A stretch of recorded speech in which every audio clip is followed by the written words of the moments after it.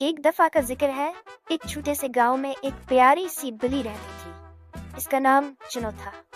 چنو بہت ہی شرارتی اور بہادر تھی۔ اس کے 3 بچے تھے، میو میو، بٹو اور چھوٹو۔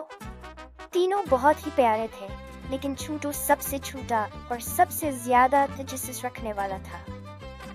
ایک دن جب سورج کی روشنی پورے گاؤں کو منور کر رہی تھی، چھوٹو نے ایک بڑے درخت کے پیچھے ایک پراسرار غار دیکھا۔ اس نے اپنے بہن بھائیوں کو بلایا اور کہا، دیکھو، وہاں ایک غار ہے، چلو اسے ایکسپلور کریں۔ میو میو نے کہا، نہیں، یہ خطرناک ہو سکتا ہے۔ پٹو نے کہا، ہاں، ہمیں ماں سے پوچھنا چاہیے۔ لیکن چھوٹو نے کہا، نہیں، ہم بہادر ہیں، ہم یہ کر سکتے ہیں۔ اور اسی طرح تینوں بچے غار کی طرف چل پڑے۔ غار کے اندر اندھیرا تھا، لیکن چھوٹو نے اپنے چھوٹے سے چراغ سے روشنی کی۔ وہ آگے بڑھتے گئے اور اچانک انہیں ایک بڑا سا دروازہ نظر آیا۔ دروازے پر ایک پراسرار علامت تھی۔ چھوٹو نے کہا، یہ کیا ہے؟ پٹو نے کہا، شاید یہ کوئی خزانہ ہے۔ میو نے کہا، یا شاید کوئی خطرناک چیز۔ لیکن چھوٹو نے دروازہ کھول دیا۔ اندر ایک بڑا سا کمرہ تھا جس میں چمکتے ہوئے جواہرات تھے۔ لیکن اچانک ایک بڑا سا ڈریگن نمودار ہوا۔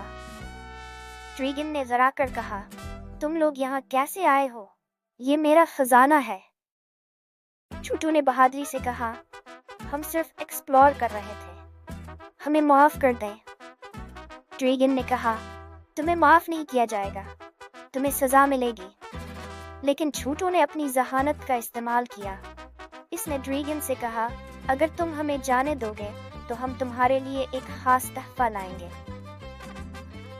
ڈریگن نے تجسس سے پوچھا، کیا تحفہ؟ چھوٹو نے کہا، ایک جادوئی چابی جو تمہیں اور بھی خزانے دے گی۔ ڈریگن نے سوچا اور کہا، ٹھیک ہے، لیکن اگر تم واپس نہ آئے تو میں تمہیں ڈھونڈ نکالوں گا۔ تینوں بچے واپس گھر آئے اور اپنی ماں چنو کو سارا واقعہ سنایا۔ چنو نے کہا، تم بہت بہادر ہو، لیکن اب میں تمہیں ایک جادوئی چابی دوں گی۔ چنو نے ایک چابی دی جو دراصل ایک جادوئی چابی تھی۔ تینوں بچے واپس غار میں گئے اور ڈریگن کو چابی دی۔ ڈریگن خوش ہو گیا اور اس نے انہیں جانے دیا۔ اس دن کے بعد چھوٹو، میو میو اور بٹو ہمیشہ ایک دوسرے کا ساتھ دیتے تھے اور کبھی بھی خطرناک کام نہیں کرتے تھے۔